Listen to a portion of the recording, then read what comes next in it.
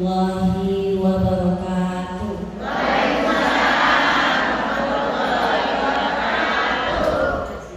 Alhamdulillahirabbil alamin. Segala puji bagi Allah. Allah yang telah memberikan kita kekuatan, Allah yang memberikan kita kesempatan untuk hadir di majelis ilmu ini. Banyak orang yang di luar sana kuat-kuat Bu, tapi gak kepengen ikut taklim. Padahal gak ada kegiatan, nganggur di rumah, tapi gak terpanggil untuk ikut taklim. Karena apa? Sesungguhnya yang menguatkan langkah ibu-ibu semua di sini itu adalah karena Allah. Allah yang menggerakkan hati kita, Allah yang membuat kita ada keinginan untuk mempelajari dan untuk ngecas hati ibu-ibu. Majelis taklim itu ngecas hati kita. Kalau ibu-ibu udah biasa taklim, lalu udah lama gak taklim, gimana bu hatinya? Gelisah gak bu? Nah, pasti. Kalau orang sudah cinta pada majelis taklim, pasti hatinya gelisah kalau udah lama gak taklim. Ada yang hilang ya bu, ada yang beda. Kok hatiku ini gelisah ya? Kok cepat baperan ya? Kok cepat marah ya? Kok sentimental ya hatiku? Karena apa? Karena hatinya sudah lama memasuki taraf menghitam. Karena hati itu ya bu, seperti air bening rasanya hati kita itu. Ditetes noda hitam, tetes hitam, tetes hitam. Tanpa kita bersihkan, maka akan jadi coret, hitam, gelap, pekat. Dan kalau itu sudah terjadi ibu-ibu, maka sulit kebenaran akan datang. Artinya sudah terkunci. Itulah yang paling ditakuti oleh Rasulullah kepada umat-umatnya. Ketika hatinya sudah qalbun mayit, hati yang mati, tidak bisa menerima kebenaran. Karena bisa kebenaran, tidak akan pernah terjadi. Makanya ibu-ibu, majelis ilmu ini adalah majelis yang bisa membuat hati kita terbagi hidup. Seperti handphone ibu-ibu, handphone kalau lama-lama kita pakai habis baterainya, lalu harusnya bagaimana? Kita cas baru dia bisa dipakai. Ibu-ibu belajar dari handphone. Handphone sering kita pakai, banyak memori isinya. Ada WA, ada IG, ada TikTok atau apa, ada berita-berita macam-macam banyak di handphone ini. Nih canggih ini membuat kita lupa sholat kadang-kadang, yang membuat kita sibuk dengan WA ini. Banyak memori ada di sini. Lalu bagaimana kontak kita kalau terlalu banyak isinya? Ada kebencian, ada dendam, ada marah, ada trauma masa lalu, pernah disakiti, dan pernah hal-hal yang membuat kita tidak nyaman. Semuanya ada di otak kita. Gak capek lagi? Capeknya seperti itu. Handphone aja ini loh, mesin ini loh, bisa error kalau terlalu penuh. Bagaimana dengan otak kita bu? Kalau segalanya ibu-ibu pikirin, segala-galanya itu dipikirin, bahkan apa yang enggak jadi urusan kita pikirin bu. Sering kan kita kadang-kadang, contoh misal punya anak gadis usia sudah 25 tahun misal, sampai sekarang belum kelihatan jodohnya. Ibu pikirin terus, padahal jodoh itu sudah ada ketentuan Allah. Emang beda ibu ini? Jodoh kita nggak kita yang pilih bu. Kalau kita yang pilih mungkin kita ganteng ya bu. Yang ganteng, kaya, terkenal, ya nggak? Kalau kita bisa milih, tapi kita nggak bisa milih. Orang bilang milih si A ini jodohmu, tahunya ngere. Terus mau apa? Mau protes? Ya nggak bisa. Itu sudah jadi takdir kita, jodoh kita. Itulah namanya kehidupan ibu-ibu. Kalau otak terlalu penuh dengan memori seperti handphone ini, kita error lama-lama. Makanya banyak orang masuk rumah sakit jiwa karena apa? Karena ini error, kebanyakan memori. Jadilah manusia yang cerdas itu. Masya Allah, saya belum berselawat ya. Salawat dan salam kepada junjungan kita Nabi besar Muhammad Sallallahu Alaihi Wasallam. Banyak selawatnya uang buat bersedekah, paling tidak kita berselawat kepada Rasul. Karena selawat kita itu nanti akan kita terima di saat yaumil akhir, syafaat dari Rasulullah Muhammad SAW. Satu-satunya Rasul yang bisa memberi syafaat itu siapa, Bu? Nabi Isa, Nabi Muhammad Sallallahu Alaihi Wasallam. Bagaimana kita mau dapat syafaat kalau kita malas nyebut namanya? Kita malas berselawat kepada Allah. Selawat itu kapan saja tuh, nggak perlu dihitung. Ada sekarang hitung-hitung ya, nggak perlu sebanyaknya. Karena kalau dihitung-hitung itu hanya fokus pada jumlah. Sudah berapa ratus ya?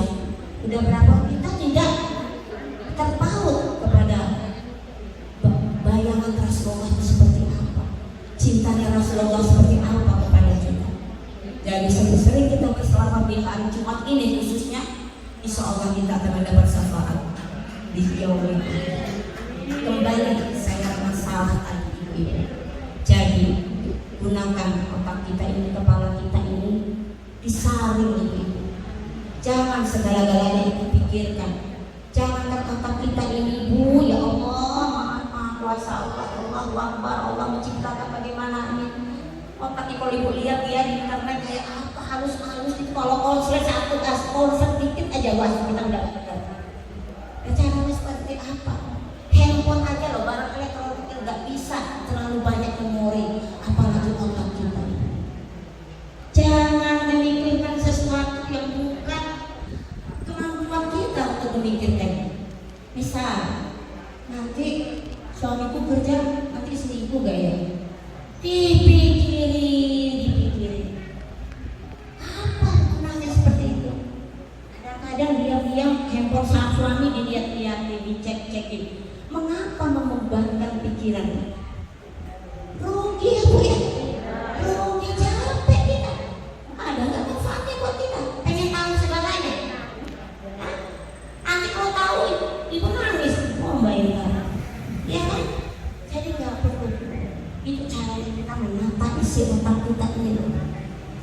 Tapi kalau isi kepala ibu itu ibu gunakan untuk berzikir, untuk berbaik sangka kepada sesama muslim, insya Allah kepala ibu itu akan enteng.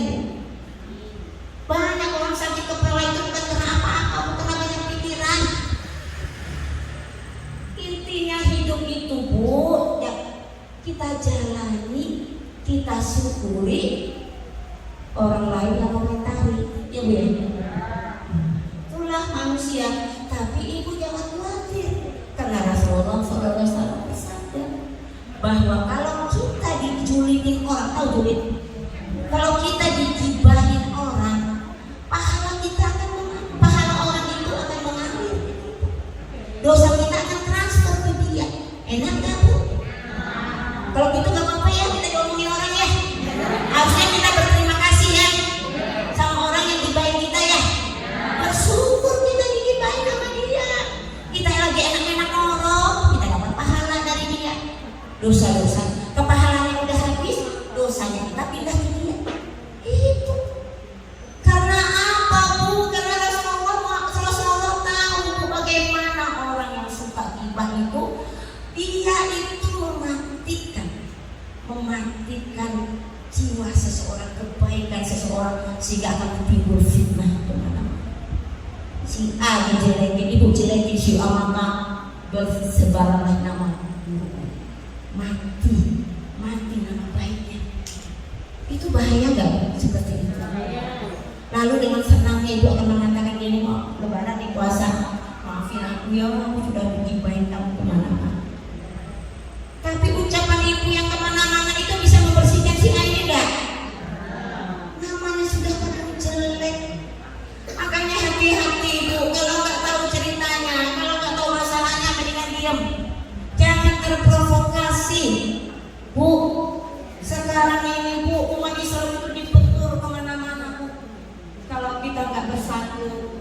maka benar terbukti apa yang Rasulullah katakan bahwa umatku banyak tapi bagaikan buih di lautan. Banyak kok buih itu gimana, lemah ya, gampang terombang ambingnya. Itulah nantinya Islam kalau kita tidak bersatu. Jangan cepat terprovokasi, jangan cepat percaya. Kita harus tetap kepada berbaik sangka. Jangan kotori pikiran kita dengan hal-hal yang membuat berat kepala kita ini. Makanya orang-orang yang sepuh-sepuh yang umurnya panjang kalau ditanya apa sih resepnya, nggak pernah banyak mikir, wis pasrah air, hidup mengalir bagaikan air, tidak melawan arus. Ternyata hal-hal segitu pun bisa membuat usia kita panjang. Kenapa? Karena kita tidak pernah berburuk sangka kepada orang lain, tidak pernah berpikiran negatif. Karena kita tahu kalau otak kita terlalu banyak diisi seperti itu, nanti malah kesehatan kita yang tidak baik. Paham ya Ibu? Jadi harus selalu hanya dengan mengingat Allah, hati kita akan tenang. Gunakan otak kita ya. Gunakan otak kita hanya memuji Allah. Hari ini saya akan membawa tema syukur. Lalu sabar ya Bu ya. Mudah-mudahan semua pada sabar.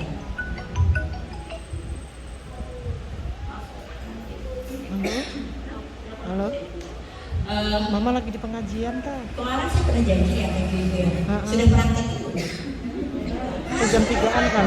Saya masih ingat. Sudah dipraktekkan belum? Suaminya sudah dipeluk belum? Nah, gimana? Terus senang kan suaminya? Nah, udah dipeluk mau berangkat kerja.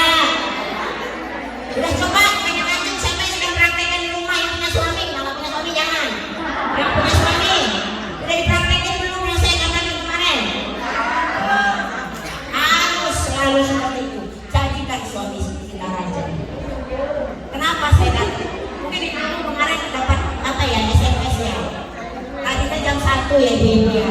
Saya mundur lagi jam 4. Kemudian saya mundur lagi naik kembali ke jam 1. Kenapa? Hari Jumat ini suami saya nggak kantor. Jadi saya harus mengikuti iramanya dia gitu. Kalau dia bilang, saya pikir kalau gitu saya mundur jam 4 aja, biar saya bisa temani makan siangnya. Tahu-taunya dia bilang nggak apa-apa, jam 1 aja, karena jam 5 kita pergi. Saya ikutin irama, jadi saya minta maaf ya sama ibu ya. Berubah-ubah. Kalau biasanya suami saya di kantor, nggak masalah, ya. Misalnya saya on time kan, selalu on time. Tapi karena hari ini dia di rumah, saya ikutin irama. Jadi Bu, walaupun penghasilan ibu lebih besar, walaupun ibu lebih hebat, lebih kaya, tetap suami nomor 1. Gak ada tuh ceritanya tuh kita jadi raja, enggak, suami yang jadi raja. Jangan pernah menjadikan suami ibu nomor 2. Karena surga ibu ada di suami, surganya suami ada di ibunya. Paham Bu? Jadi jangan jahat sama mertua ya Bu. Saya mau nih pengajian Baitul Mukmin ini semua sayang sama mertua. Mertua jangan dijadikan saingan Bu.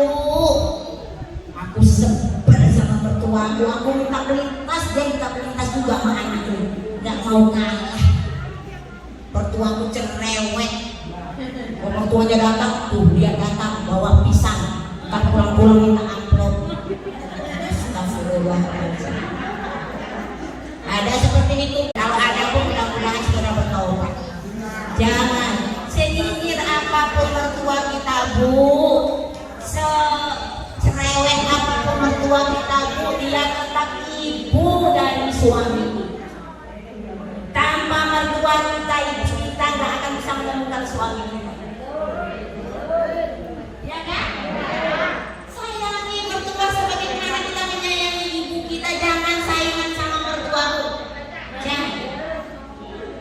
Ketika ibu memanggil suami papa, siap, ibunya manggil anak. Nah, sini nak. Suami ibu lebih duluan mendatangi ibu. Hati-hati. Sampai bahkan kalau ibunya bilang cerai enggak ridho. Binimu sudah menyakiti aku, suamiku yang menceraikan dia. Jadi jangan mentang-mentang udah jadi laki gue ini mah, ya, sama mertua orang aja. Jangan, harus sayang sama mertua. Ibu bayangkan, ibu kalau punya anak laki-laki, ibu sayang gak bu? Ibu mati-matian utang sana utang sini untuk nyekolahin anak laki-laki kan? Begitu dia nikah dibawa sama istrinya lalu dia gak peduli sama ibu, bagaimana perasaannya? Juga sama mertua ibu. Jangan jahat sama mertua. Walaupun kadang-kadang mertua kadang-kadang suka gimana juga, suka campurin sama anak, nggak apa-apa, ikuti aja iramanya. Nggak apa susahnya sih bu, berbaik-baik sama mertua. Walaupun hati kita gedeg setengah mati, tahan bu, mudah-mudahan dengan kita menahan itu Allah berikan rahmatnya kepada kita. Ya, saya juga pernah punya mertua bu. Saya orang Sumatera, suami saya orang Sunda. Mertua saya nggak suka sama orang Sumatera. Saya dibedain sama menantu-menantu yang lain kalau ngumpul-ngumpul. Saya kerasa itu. Suami saya nggak terima, marah istrinya digitukan. Kenapa dibeda-bedakan gitu? Tapi saya bilang ke suami saya ikhlas. Nggak apa-apa bapak, saya ikhlas. Nggak apa-apa. Bapak harus tetap hormat kepada ibu, kepada mami saya memang tetap hormat. Saya masih kuat menahan, saya masih muda. Kalau mami udah tua jangan bikin mami nangis Pak. Kalau sampai mertua menangis karena kelakuan menantunya, kelakuan anaknya, apa ibu kira Allah gak murka? Berbuat baik kepada mertua orang tua itu sama.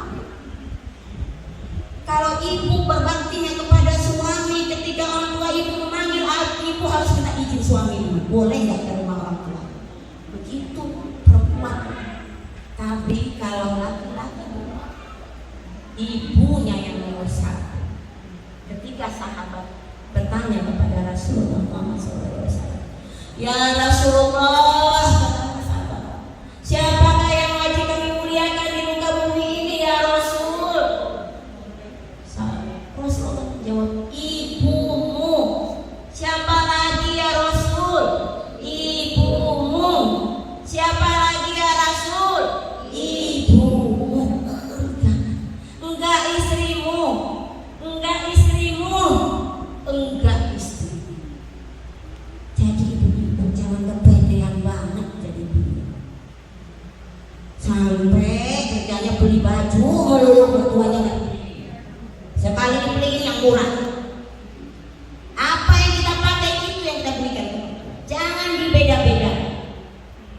Percayalah ibu-ibu, kalau ibu jadikan orang tua ibu, mertua ibu bagaikan raja di rumah ibu, Allah akan berikan rezeki bagaikan raja buat keluarga ibu. Rezeki macam-macam bu, jangan mikir uang kok. Kesehatan kan berkali-kali saya terangkan di kajian-kajian yang lalu. Kesehatan anak yang soleh. Jadi selalu saya mendapat ya curhat-curhat dari beberapa jamaah berantem sama mertua, merasa mertua terlalu ikut campur sampai akhirnya bercerai. Kenapa kuncinya? Tidak sabar, tidak menyadari bahwa diri kita ini sebenarnya hanyalah istri mendampingi suami yang dilahirkan oleh mertua kita.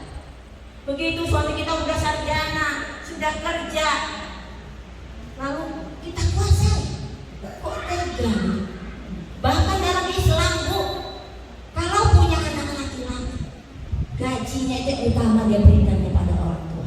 Kalau kita bicara hukum Islam, tapi karena budaya kita di Indonesia, gajinya jadi. Makanya bahagialah ibu-ibu yang punya anak laki-laki, karena ibu punya anak sepanjang masa. Tapi kalau anak perempuan begitu ijab kabul terjadi, selesai tanggung jawab pindah ke suami. Senang kan punya laki-laki bu? Tapi ada hadis lain yang mengatakan, apabila punya 3 perempuan, anak perempuan, 2 anak perempuan, dijaga, dirawat dengan baik, dan dididik agama sampai menikah, maka orang tua ini mendapatkan surga. Mungkin ibu pernah baca kalau waktu kejadian di India. Ada yang tahu kejadian di India? Yang dia melahirkan anak perempuan, suaminya kecewa, pengennya anak laki-laki, lalu ditembak bayi itu, ditembak sama 5 kali dan akhirnya meninggal bayi baru umur seminggu. Karena ingin punya anak laki-laki. Padahal dalam Islam itu semua ada kelebihan. Anak laki-laki ada kelebihannya, anak perempuan juga ada kelebihannya. Jadi jangan kembali ke masa jahiliyah. Ketika Umar bin Khattab pernah juga menguburkan anaknya hidup sebelum dia mengenal Islam. Sampai Umar selalu menangis mengingat dosa-dosanya ketika dia menguburkan anaknya. Itu pernah terjadi sebelum Islam jaya, ketika Rasulullah Muhammad SAW menyampaikan syariat Islam kepada umat. Jadi bu, jaga apapun anak kita suka. Kalau ada pun mudah-mudahan segera bertaubat. Jangan senyinyir apapun mertua kita bu, cerewet apapun mertua kita bu, dia tetap ibu dari suami. Tanpa mertua kita, ibu kita nggak akan bisa menemukan suami kita. Ya kan? Sayangi mertua sebagaimana kita menyayangi ibu kita. Jangan saingan sama mertua. Jangan. Ketika ibu manggil suami papa, siap. Ibunya manggil anak. Nak, sini nak. Suami ibu lebih duluan mendatangi ibu. Hati-hati. Sampai bahkan kalau ibunya bilang ceraikan bini, aku nggak ridho. Binimu sudah menyakiti. Suami boleh menceraikan. Jadi jangan mentang-mentang udah jadi laki gue ini mah, ya, sama mertua orang aja. Jangan, harus sayang sama mertua. Ibu bayangkan ibu kalau punya anak laki-laki, ibu sayang gak bu? Ibu mati-matian utang sana utang sini untuk nyekolahin anak laki-laki kan? Begitu dia nikah dibawa sama istrinya lalu dia gak peduli sama ibu, bagaimana perasaannya? Juga sama mertua ibu. Jangan jahat sama mertua. Kalau kadang-kadang mertua kadang-kadang suka gimana juga, suka campurin sama anak, nggak apa-apa, ikuti aja iramanya. Nggak apa susahnya sih bu, berbaik-baik sama mertua. Walaupun kita syukuri karena semuanya baik. Ya bu, dengar. Kembali yang pertama tadi, otak jangan banyak pikir, ya itu penting ya ibu-ibu. Karena saya lihat ada orang yang masih muda tapi wajahnya tua. Kenapa? Jarang tersenyum, berkerut aja, pikir aja, keningnya itu berkerut aja. Nggak cantik bu. Bawa ke skincare kemana, ke salon kemana juga kalau ini yang berkerut aja, nggak cantik. Ya, ibu coba ngaca deh, ibu ngaca, ibu senyum. Begini ya, wajah ini pancaran isi kepala bu, nggak bisa dibohongin. Kalau nih kotak ini kotor nih, banyak mikirin orang lain. Kadang-kadang ibu-ibu ini aneh loh, saya heran. Yang dipikirin itu orang lain, bukannya dirinya. Nunjuk itu ke orang lain, mereka tempat jari loh nunjuk ke dia. Loh ibu nunjuk nih, ini satu jari kan?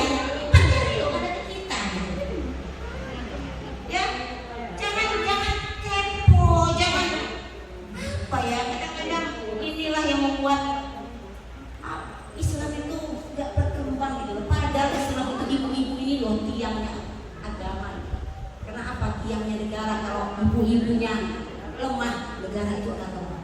Karena anak-anak itu dididik oleh ibu-ibu. Yang kita pikirkan keluarga kita bu. Bu anfusikum wa ahlikum nar. Lindungi keluargamu, lindungi dirimu dan keluargamu dari api neraka. Diri kita masing-masing dari keluarga kita bu. Beres keluarga kita baru kita dakwah ya. Emang mudah bu dakwah ke keluarga? Capek bu. Gampang kan ngomong ini, saya kemarin ibu ini gampang banget saya ngomongnya. Tapi dakwah ke keluarga capek.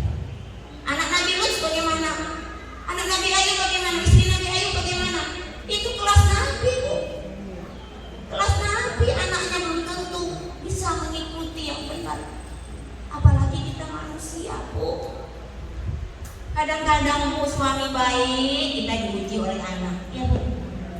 Anak baik kita diuji oleh suami. Ya karena hidup ini memang ujian. Kita semua diuji ya Bu ya. Kita diuji.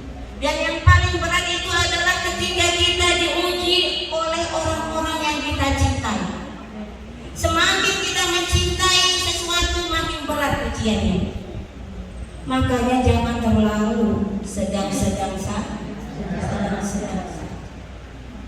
Karena ketika kita terlalu mencintai anak melakukan kesalahan, kita akan kecewa ya Bu. Aduh Bu, Masya Allah fitnah sekarang luar biasa. Anak dari kecil kita didik menutup aurat. Tahu-tahu udah gede pergaulannya, pengen lepas jiwa. Kita mau ngomong apa? Mau kita tekan terus tuh anak, stres dia. Jadi kita sebagai ibu harus bisa kadang kita tegas, kadang kita harus ngalah, sambil terus menasihati anak.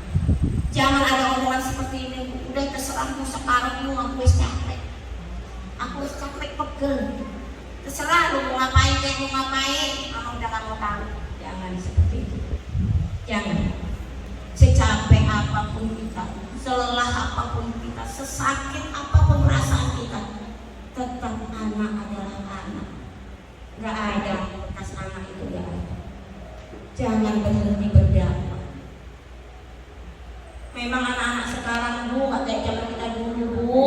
Saya ngaji Bu, ingat orang tua saya pakai sapu lidi Bu. Kalau salah cetek sama bukan sapu lidi, bekas saya ngaji dulu mama saya. Oh sekarang bisa kan anak sekarang begitu? Nanti kita dilaporin kita seto. Bilang kita kekerasan dalam rumah tangga. Gak bisa anak sekarang dikeraskan Bu. Dibiarkan berbahaya. Jadi ibu, apa yang harus kita lakukan? Kita ikhtiar terus dakwah, ikhtiar menasihati keluarga kita. Dan selanjutnya kita berdoa kepada Allah. Nangis kita itu sama Allah. Ya Allah, Kau Maha Tahu ya Allah.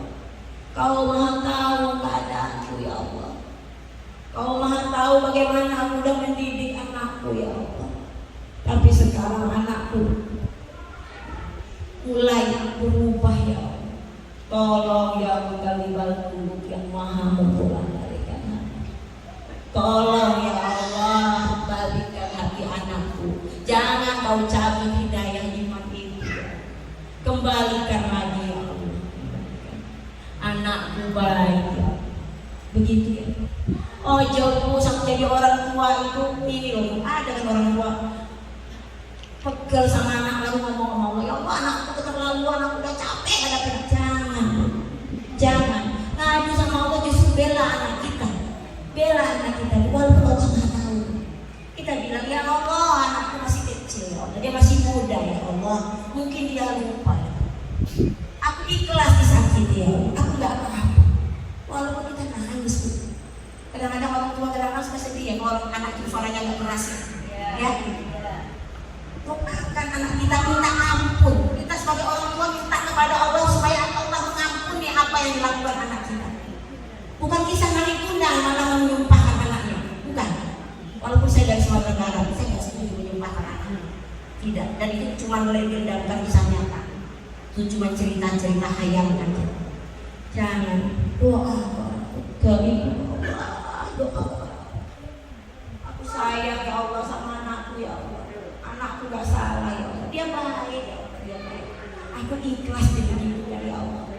Aku ikhlas. Jangan Kau azab anakku ya Allah, jangan Kau tutup pintu rezeki pada anakku ya Allah. Aku ridho terhadap apapun yang dia lakukan. Ibu selalu berdoa begitu ya Bu. Ibu ridho terhadap apa yang dilakukan anak-anak ibu. Karena di zaman Rasulullah ada orang yang gak bisa meninggal dan namanya ditenggorokan karena apa? Karena ibunya tidak ridho. Sampai ibunya ridho, ditanya oleh Rasulullah, baru dia meninggal benar. Hati-hati Bu, hati-hati mulut kita sama anak. Karena ucapan ibu itu diamini malaikat. Hati-hati. Walaupun anak kita telah melukai kita, kayak apa dia melukai kita, tetap kita doakan yang baik-baik. kita mohon ampun kepada Allah, kita minta kepada Allah untuk tidak murka kepada anak kita. Saya ikhlas ya Allah begitu kata anak saya, asal kau selalu jaga anak saya ya Allah. Itu kasih ibu. Ada cinta yang lebih mulia dari cinta seorang ibu? Ada enggak? Hanya ibu yang bisa seperti itu. Walaupun ini baru-baru ada kejadian, kalau ibu suka baca medsos, ibu yang Brebes yang membunuh, menggorok 3 anaknya, yang 1 meninggal, yang 2 bisa selamat, tapi sudah hampir sekarat juga, untung selamat. Tahu nggak kenapa ibu itu melakukan itu? Setelah ditanya polisi, ibu itu tidak ingin anaknya susah, karena dia selama ini tertekan oleh lingkungan, tertekan oleh keluarga. Akhirnya dia berpikir lebih baik anaknya mati masuk surga masih kecil-kecil daripada anaknya hidupnya susah. Memang apa yang dilakukan ibu ini pasti tidak boleh dibenarkan. Anak mungkin seorang ibu membunuh anaknya, tapi logikanya dia melakukan itu, dia merasa saking cintanya sama anaknya, dia tidak ingin anaknya susah karena suaminya gak pulang-pulang kerja di Jakarta. Itu bisa nyatanya baru seminggu yang lalu ini ramai sekarang. Orang yang berjilbab panjang, siapa namanya saya lupa itu, tapi saya sempat bikin vlog tentang itu. Surah ayat 31, Allah berfirman, janganlah kalian bunuh anak-anak kalian karena takut miskin. Aku yang akan menjamin rezeki mereka, dan perbuatan membunuh itu adalah dosa besar. Itu sudah disebut di dalam Al-Quran. Banyak orang takut miskin membunuh anaknya, Bu. Bahkan lebih kecil lagi, belum lahir sudah dibunuh, digugurkan, aborsi. Kenapa? Takut miskin. Udah anak udah banyak, udah 5. Udah gak nambah-nambah lagi. Aku udah telat nih mas 3 bulan keluarin. Takut miskin. Padahal makhluk yang bernyawa itu rezekinya sudah dijamin. Semut hitam di atas batu yang hitam, di malam yang gelap gulita, ada rezekinya. Apalagi manusia, Bu, dikasih otak untuk berpikir, dikasih kepintaran oleh Allah, insya Allah siap anak ada rezekinya. Dan kemarin saya ingatkan ilmu cicak ya Bu, cicak bisa terbang nggak? Benar nggak bisa terbang? Tapi makannya apa? Nyamuk bisa terbang? Kita coba yang sama-sama. Cicak-cicak di dinding, diam-diam merayap, datang seekor nyamuk, hap, lalu ditangkap. Jadi yang datang nyamuknya kan Bu? Ya, bukan cicaknya yang muter-muter nyari nyamuk, tapi yang datang nyamuknya. Allah tetapkan rezeki itu karena Allah tahu ini cicak yang bisa terbang, sedangkan yang dimakan bisa terbang. Dari hal kecil nih otak kita diajak berpikir, gunakan akalmu. Berkali-kali Allah bilang di dalam Al-Quran, gunakan akalmu. Dari ilmu cicak kita bisa belajar, dari semut kita bisa belajar. Apa yang bisa kita pelajari dengan semut? Semut itu taat pada ratunya. Kalau ratunya di depan jalan dia beriringan, gak pernah saling nyalip. Oh perhatiin semut gak mau nyalip, dia beriringan jalan. Itu semua ayat-ayat Allah di muka bumi ini agar kita berpikir. Dari hewan ternak kita bisa berpikir, jangan sampai kita lebih hina dari hewan ternak. Karena otak kita gak dibaca berpikir. Jadi masya Allah. Yang pertama, agar pikiran kita itu selalu bersyukur. Bersyukur itu ada 3 macam ini. Bersyukur dengan hati. Maksudnya di sini adalah setiap nikmat yang kita dapat, hati kita berpaut kepada Allah. Dapat suami pulang-pulang, dapat uang banyak, tiba-tiba dapat proyeknya ini, kita bilang alhamdulillah. Ingat Allah, nggak bilang begini, masya Allah mas, itu mas kalau kita kerja keras, bisa dapat duit banyak, hanya mas jangan malas-malas. Betul, tapi pautkan dulu hati kita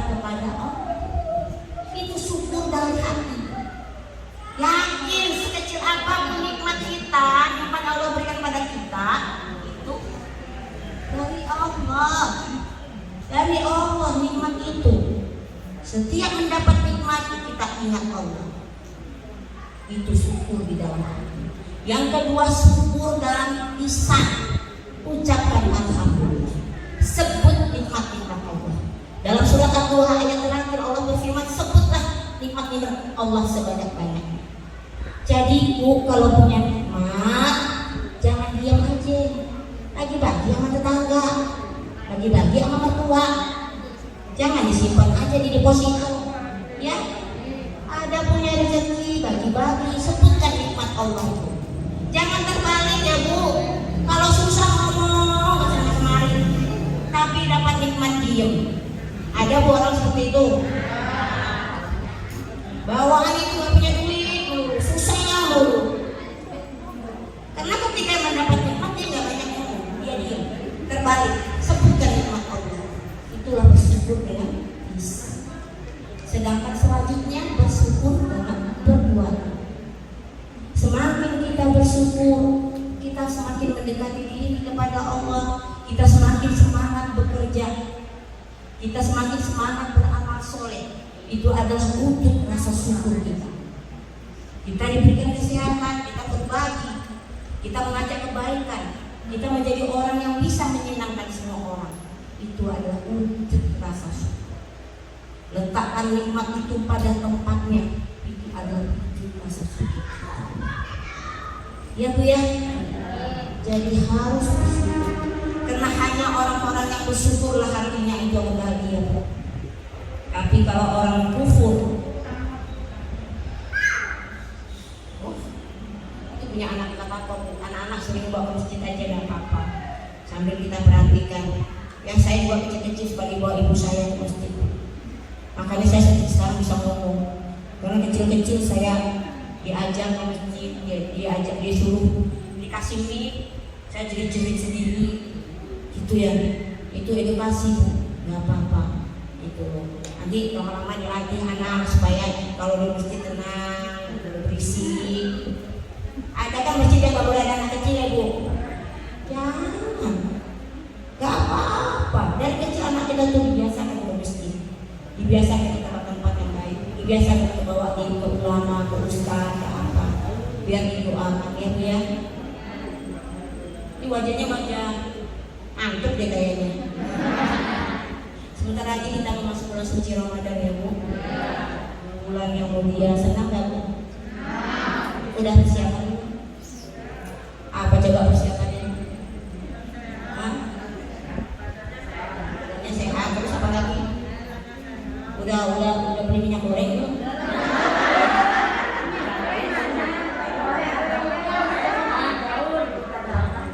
Udah beli minyak goreng? Sudah beli persiapan sholat? Nah, udah buka puasa udah siap-siapin belum? Belum sama Bu. Bulan suci Ramadan itu ya Bu ya. Kalau kita ada di semua angkatan banyak orang-orang yang sudah wafat, mayat-mayat yang di dalam tanah itu ingin balik lagi ke dunia ini, ingin melaksanakan puasa Ramadan. Kita bersyukur ya Bu, semoga umur kita sampai ya di bulan suci Ramadan. Karena di bulan itu lebih mulia dari 1000 bulan. Masya Allah. Apapun yang dilakukan jadi ibadah ibu-ibu. Ya, jangan sia-siakan bulan Ramadan ini Bu, karena kita nggak tahu apakah sampai ke Ramadan yang akan datang. Perbanyak Bu ibadah Bu, perbanyak sedekah Bu. Sedekah itu Bu nggak perlu gede, sesuai kemampuan kita. Allah tahu isi dompet kita. Ya, nggak usah pura-pura. Kalau dompet kita kecil, kita kasih sedikit, Allah senyum, Allah tahu. Tapi si dompet kita banyak, deposito kita banyak, kita kasih sedikit, termasuk orang yang suci. Kita nggak bisa bohong sama Allah Bu. Ya, Allah tahu kan deposito kita, Allah tahu simpanan kita. Kalau kita memang nggak punya uang, Allah juga tahu. Tapi sedekah itu Bu, tidak hanya uang toh. Senyum ibu, menyenangin tetangga juga sedekah. Sebutir kurma juga sedekah. Berbanyak sedekah di bulan Ramadan ini Bu. Gak ada ceritanya orang sedekah jatuh miskin Bu. Yang ada judi yang bikin miskinnya. Orang berjudi bikin miskinnya. Kalau sedekah orang kaya Bu, insya Allah. Ya, banyak sedekah di bulan suci Ramadan.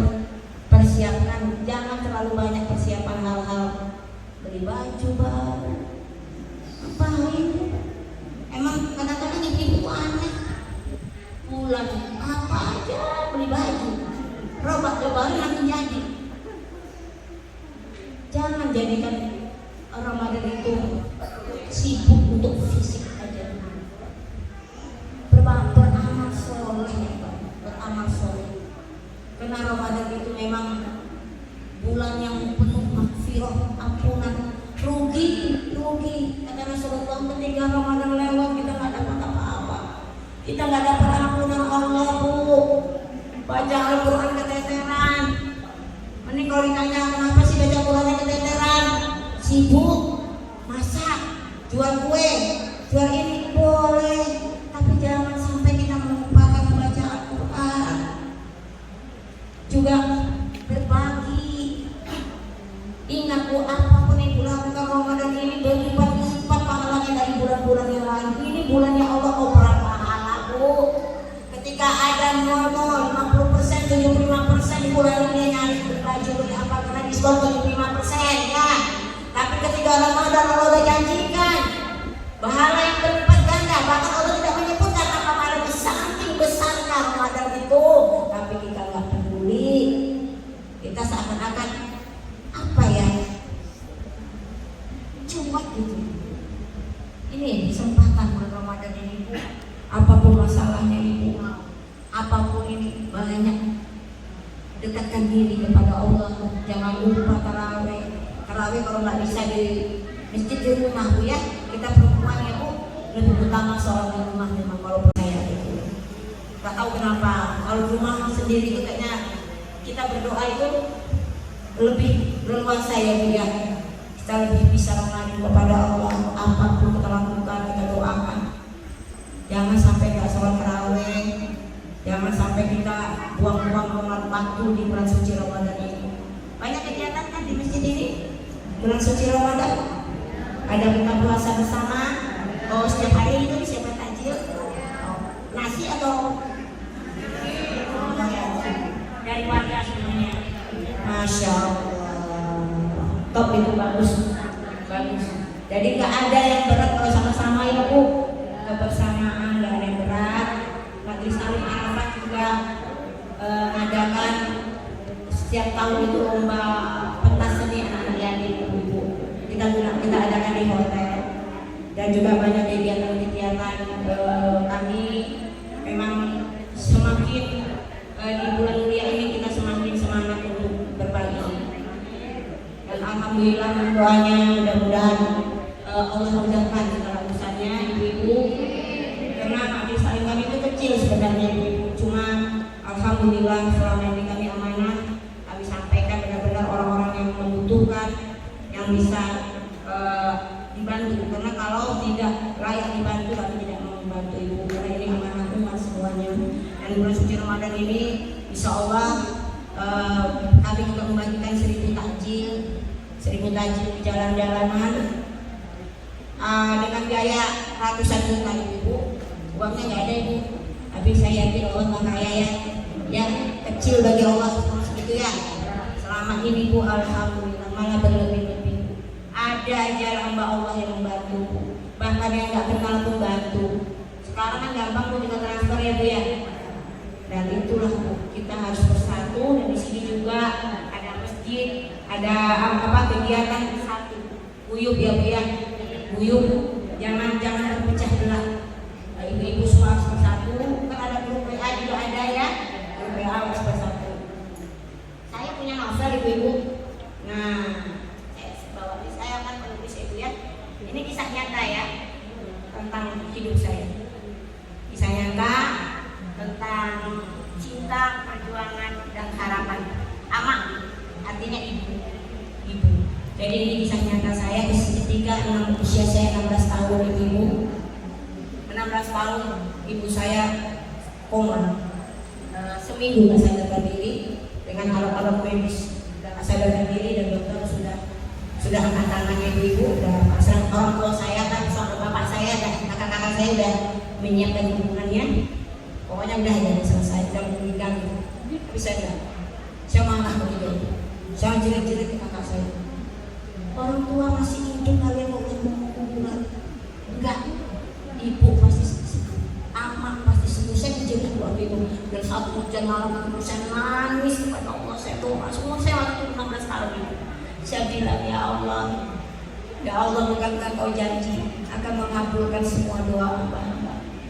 Saya tagih janjinya Allah saat itu. Saya seakan-akan menantang Allah. Engkau janji ya Allah bahwa kau akan mendengarkan doa seorang anak untuk ibu. Ini saya mohon kepadamu ya Allah, tunjukkan janjimu, tunjukkan mukjizat itu. Walaupun dokter sudah mengatakan ibu saya tidak bisa diselamatkan lagi, sadarkan ibu saya ya Allah, sadarkan. Saya nangis di rumah sakit itu, di lorong itu saya sholat, nangis kejap-kejap, saya burung-burung lah gitu, gimana sih nangis? Udah saya nggak tahu lagi. Soalnya keluarga saya sudah pasrah, saya anak bungsu. Saya nggak mau ibu saya meninggal. Saya pengen ibu saya hidup. Beri kesempatan ibu saya hidup. Sadarkan ibu saya ingin minta maaf. Masya Allah. Saat itu saya zikir sampai sholat subuh, saya zikir, saya bilang ya Allah, kalau seandainya ibu saya hidup lagi, saya berjanji ya Allah, kalau saya kelak sudah besar, saya akan ceritakan kepada semua orang akan kekuatan doa. Saya janji ya Allah, saya akan katakan kepada orang yang saya temui bahwa doa dan itu adalah kekuatan. Tapi buktikan dulu ya Allah. Saya tantang Allah seperti ini. Masya Allah, setelah sholat subuh saya dekati ibu saya. Waktu itu karena di daerah tidak ada ruang ICU ya, jadi ruang ICU-nya di kamar itu. Saya pegang tapi ibu saya apa sih udah pakai oksigen yang gede itu. Saya panggil ma, sadar ma, kasih syarat. Cuma habis terus. Kalau ibu saya itu gerak di kanan, pada selama seminggu nggak bisa gerak. Aduh saat itu ya Allah, saya bahagia, saya jadi terima kasih ya Allah, terima kasih. Ibu saya tuh megang kanan.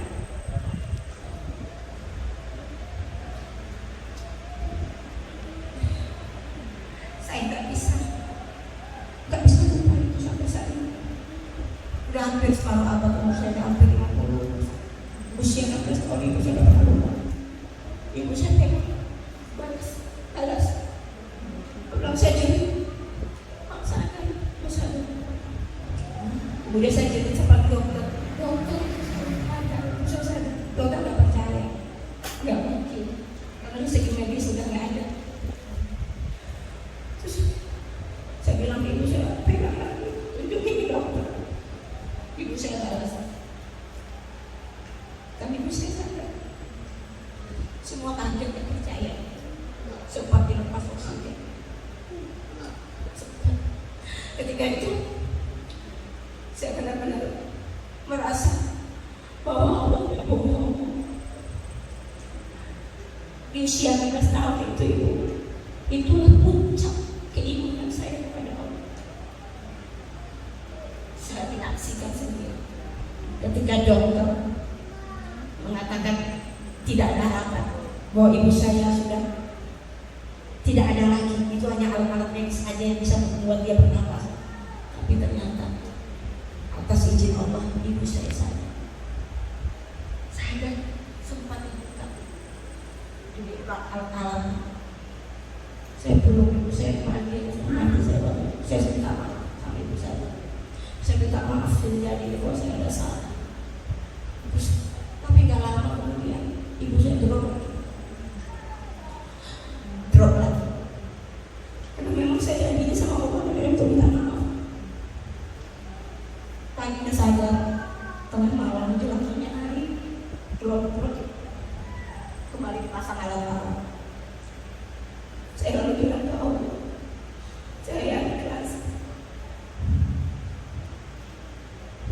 Saya ikhlas ya Allah. Kalau memang ibu saya harus, tapi saya minta ya Allah, ambilkan nyawanya pelan-pelan. Jangan sakiti ibu saya. Demi Allah, saya gak ada menunggu ibu saya sakit. Pergi, ambil pelan-pelan. Jam 1 dini hari, dan kehilangan saudara kakinya mulai jadi sikit ibu. Saya ikhlas pergi, yang penting nggak bahagia.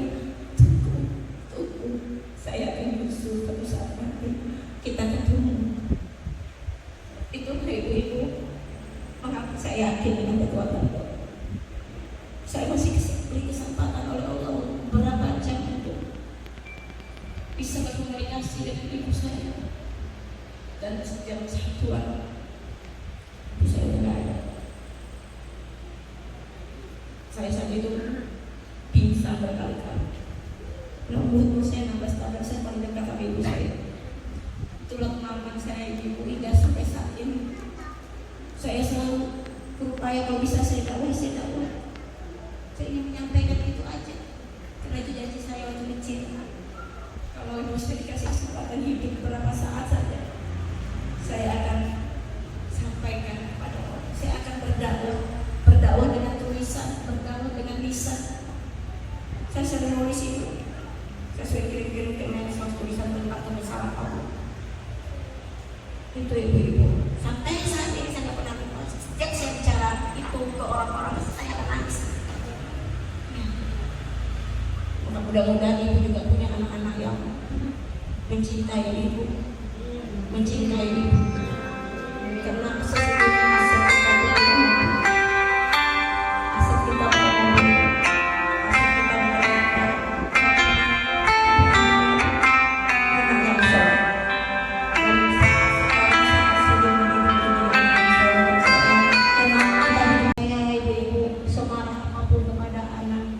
jangan pernah menyumpahi anak, karena kita tidak tahu barangkali anak ibu yang jahat itu loh satu saat dia dikasih hidayah dan bahkan nanti menolong.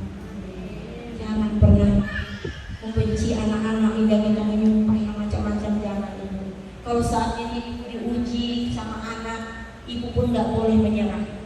Terus nyinyir, terus cerewet, mengajak anak, mengingatkan anak. Karena memang itulah ujian hidup ini. Sebagai ibu, kita harus bisa menjaga anak kita, bukan hanya menjaga tubuhnya, tapi menjaga imannya. Itu yang sangat sulit. Gitu. Kadang-kadang orang tua bawa ke pesantren, masukin ke pesantren, udah keluar dari pesantren malah nggak karuan. Banyak kejadian anaknya masuk pesantren lalu jadi artis, udah nggak karuan. Itu. Jadi kembali lagi, ibu gak boleh menyesali diri, tidak boleh menyerah, terus bersuara untuk mengajak anak-anak kita ke jalan yang benar, ke jalan yang lurus. Terus berdoa ibu, karena Allah berjanji berdoalah kepadamu pasti akan aku kabulkan. Itu janji Allah pasti dikabulkan. Cuma kita harus sabar. Timingnya, waktunya Allah, kapan dikabulkan Allah yang akan menentukan, bukan kita. Kita hanya bisa berdoa. Ini akan saya kasih, asal bisa jawab pertanyaan saya. Ya, jawab pertanyaan saya. Kalau ada bisa langsung. Ya. Suruh menyebut. Ada apa? Bentar ini. Surat apa? Bang. Dua ayat.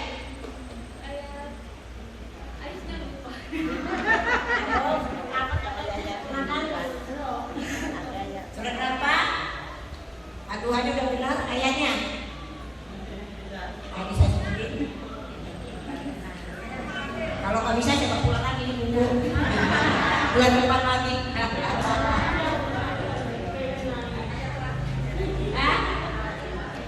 berapa? Ayat terakhir ayat ini. Ayo. Ayat ketiga. Oh, aduh aku 3 ayat. Ayo. Oh iya, saya udah jawab yang 11. Satu yang jawab aduh suratnya itu. Ayatnya ini. Nanti dibaca yang kedua ya. Ya, jalanin ya. Ayo Bu. Nanti bacanya dijamin kasihan. Soalnya dia udah bantu tadi. Ya. Mudah-mudahan bermanfaat ya. Saya nggak bawa banyak. Soalnya kadang-kadang kalau saya kasih apa di suka kasihan anak itu, karena itu novel itu bagus dibaca buat anak-anak biar mereka apa namanya mencintai ibunya gitu, ada rasa cinta kepada ibunya gitu. Nah, mudah-mudahan bermanfaat. Ibu kasih ya Bu ya, kasih ibu itu tadi baca. Sudah bantu ya bilang adian dari. Baik dari ibu semuanya kita zikir yuk. Subhanallah, alhamdulillah, wala ilaha illallah, wallahu akbar, la haula wala quwwata illa billahil aliyyil azim. Subhanallah, walhamdulillah, wala ilaha illallah, wallahu akbar, wala haula wala quwwata illa billahil aliyyil azim. Subhanallah, walhamdulillah, wala ilaha illallah, wallahu akbar, wala haula wala quwwata illa billahil aliyyil azim. Ya Nabi salam alaika, ya Rasul salam alaika, ya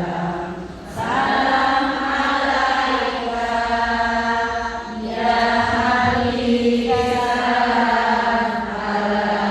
sholawatullah alaika, ya Nabi salam alaika,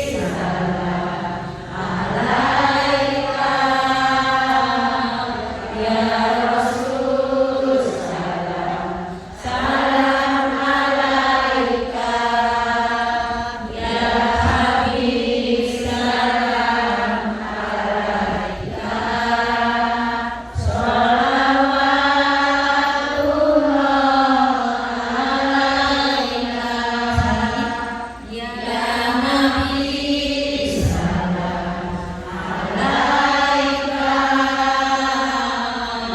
Nabi salam alaika, ya Rasul salam alaika, ya Habib salam alaika, sholawatullah alaika.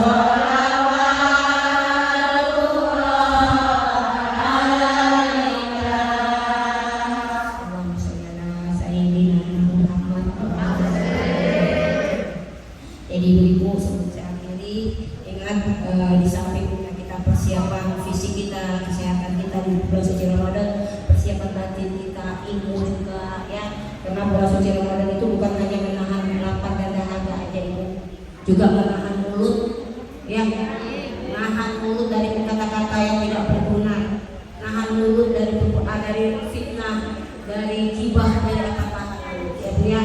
Pertama, dan yang jangan pernah lupa, mungkin ini tradisi dalam keluarga kamu ya ibu, kan saya kecil menjelang bulan suci Ramadan itu saya selalu meminta maaf, minta maaf kepada orang tua itu yang masih punya orang tua ya Bu. Beruntung ibu-ibu masih punya orang tua. Saya 16 tahun udah orang tua saya nggak ada. Bapak saya meninggal ketika saya meninggal ibu. Saya meninggal di rumah sakit. Jadi bapak saya ketika saya itu lagi tidur di rumah sakit karena nggak mau dimakan. Setelah menikah saya, bapak saya juga meninggal. Jadi saya nggak punya mertua, nggak ada orang tua juga nggak ada. Saya nggak punya untuk orang tua nggak ada. Kerasa kadang-kadang lebaran mudik kemana, ke kakak-kakak juga bawa ke mertuanya. Kerasa. Jadi kalau saat ini ibu punya orang tua, bersyukur karena ada yang doain ibu, ada yang doain kita. Orang tua itu taman surga ya. Masya Allah. Jadikan raja di rumah, mertua muliakan, maka Allah akan memuliakan. Ya, di bulan suci Ramadan itu minta maaf ke orang tua kita, itu yang utama. Yang para istri minta maaf maaf kepada suami, karena kita kepengen masuk bulan suci Ramadan dalam keadaan bersih lahir dan batin. Minta maaf kepada teman-teman kita semua. Perkara mereka mau memaafkan itu urusan lain ya. Yang penting kita sudah memaafkan. Allah dulu kita memaafkan. Ya, jadi ibu-ibu bulan suci Ramadan ini kita persiapkan, kita tekad berazam di hati kita. Ini adalah Ramadan terbaikku, karena aku tidak tahu tahun depan bisa ketemu lagi. Ya Bu, banyak teman-teman kita udah wafat karena COVID kemarin ya. Yang sehat-sehat tiba-tiba sehari dua hari akhirnya meninggal. Dan kita ini ibu semua termasuk saya masih bisa